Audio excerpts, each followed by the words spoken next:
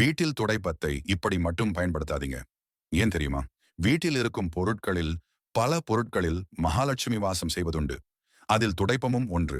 வீட்டை பெருக்கி சுத்தம் செய்யும் துடைப்பத்தில் கூட சாஸ்திர சம்பிரதாயங்கள் அடங்கியுள்ளது.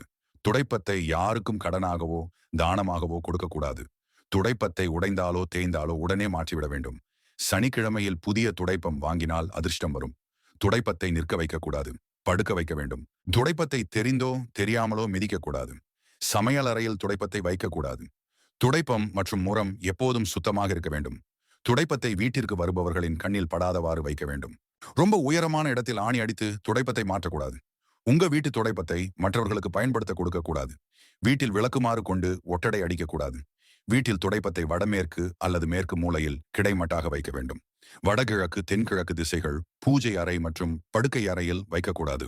இது போன்ற தகவல்களை தெரிந்து கொள்ள நம்ம பொதுநலம் யூடியூப் சேனலை சப்ஸ்கிரைப் செய்து கொள்ளுங்கள்.